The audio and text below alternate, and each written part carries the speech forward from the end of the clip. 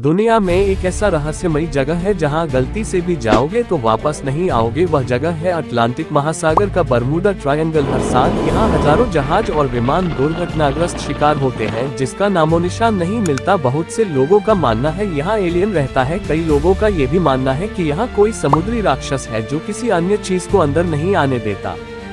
आज का दुनिया पहले से बहुत ज्यादा एडवांस है।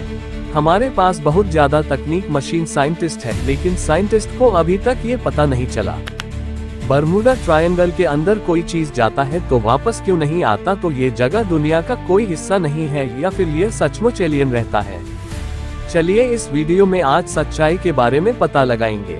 4 दिसंबर 1970 साल में पायलट ब्रूस गर्नन व्यापारिक उद्देश्यों के लिए अपने साथी के साथ एंड्रोस से फ्लोरिडा जाने के लिए प्लेन उड़ान भरती है। उसे समय उसे जगह को बरमूडा ट्रायंगल के नाम से परिचय नहीं मिला था। प्लेन का पायलट इसी रास्ता से बहुत बार उड़ान भर चुका था, इसीलिए वह निश्चिंत होकर इस रास्ता से ही जा रहा था। लेकिन उन्होंने कभी नहीं सोचा था कि यह यात्रा उनके लिए एक स्थायी स्मृति बन जाएगी, क्योंकि यात्रा में कई चमत्कारी चीजें देखने को मिलती हैं। पूरे आसमान में काले बादल छाए रहते हैं, लेकिन वह इस मामले को काफी स्वाभाविक रूप से टाल देता है। तभी उसको सब कुछ नॉर्मल सा लग रहा था जब प्लेन 11,500 फीट का ऊपर चला गया। एक बार फिर आसपास का क्षेत्र काले बादलों से ढक गया, लेकिन ये कोई साधारण बादल नहीं था, यह एक टालिन जैसा दिख रहा था। वह इस बात को लेकर निश्चित नहीं था कि इस अचानक उत्पन्न स्थिति पर कैसे प्रतिक्रिया करे। वह इन बादलों के बीच से चलना शुरू करता है। जब वह बादलों में प्रवेश करता है तो उसके चारों ओर सब कुछ काला हो जाता है। उसने पहले कभी ऐसा कुछ नहीं देखा था। अचानक उसने काले बादलों के बीच से बिजली चमकती देखी। बिजली की कोई आवाज नहीं थी और इन काले बादलों और बिजली के बीच भी बारिश नहीं हुई, लेकिन ये बिजली की चमक सामान्य से कहीं अधिक भयावह थी और वे जाल की तरह उसके विमान के चारों ओर फैल रहे थे। लेकिन उनका विमान ऐसी खतरनाक जगह से 20 मिनट तक अच्छी तरह उड़ता रहा। उसे लगा कि उसकी विमान किसी उलझन में फंस गया और इस उलझन से वो कभी निकल नहीं पाएगा, क्योंकि उसे इससे बाहर निकलने का कोई रास्ता नहीं दिख रहा था। इसी बीच उसके साथ एक अजीब बात घटी। उसके सामने एक तेज रोशनी चमकने लगी। फिर वह सोचने लगा कि शायद अब वे यहाँ से निकल जाएंगे। फिर वह आगे बढ़ गया। जैसे जैसे वह आगे बढ़ता गया, उसका विमान और भी अधिक जटिल होता गया। उस समय उनके विमान के अंदर बहुत सारी अजीबोगरीब चीजें हो रही थी। विमान पर लगा कंपास लगातार गलत दिशा में इशारा कर रहा था। विमान में सब कुछ स्वतः ही चालू हो रहा था, मानो कोई अन्य शक्ति उसे चला रही हो।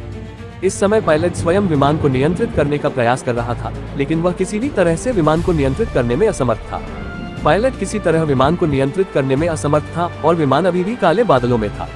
कुछ देर तक इसी तरह उड़ने के बाद विमान काले बादलों से बाहर निकल आया, लेकिन इन 20 मिनटों में उसके साथ जो हुआ वह स्वाभाविक रूप से नहीं होना चाहिए था।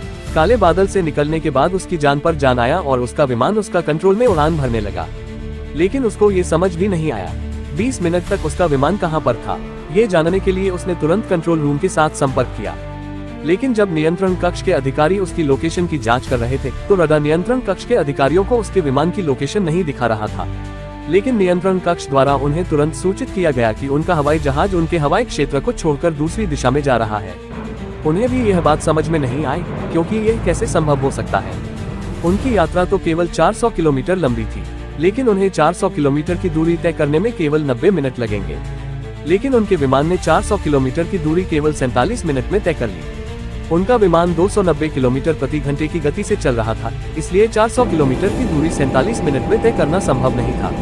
लेकिन विमान के पायलट को लगता है कि उसे कंट्रोल रूम से गलत जानकारी दी जा रही है। थोड़ी देर बाद पायलट को अपनी गलती का एहसास होता है, क्योंकि उसके सामने था मायामी एयरपोर्ट। तभी उन्हें एहसास हुआ कि उन्हें कंट्रोल रूम से सही जानकारी दी जा रही है।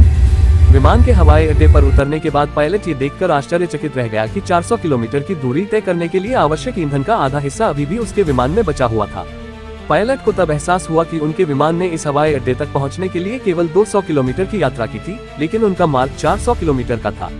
ये सब देखकर पायलट को कुछ समझ नहीं आया, क्योंकि उनका सफर 400 किलोमीटर और 90 मिनट का था, तो रास्ता 200 किलोमीटर और 47 मिनट में कैसे भर सकता है।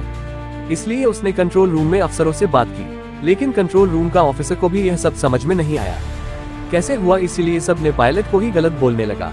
अब तक ये बर्म्यूडा ट्रायंगल जो भी विमान और जहाज अंदर गए वे आज तक वापस नहीं लौटे। कुछ विमान और जहाज के हिस्से समुद्र के नीचे पाए गए हैं और कुछ कभी नहीं मिले। ये था बर्म्यूडा ट्रायंगल अंदर घटी एक घटना। दर्शकों, कमेंट में बताएं कि आपको वीडियो कैसा लगा। अगर पसंद आए तो चैनल को सब्सक्राइब करें और हमारे साथ बने रहें। आपके लाइक से मेरे वीडियो को अधिक दर्शकों तक पहुंचने में मदद मिलती है। मेरे साथ बने रहने के लिए आप सभी का धन्यवाद।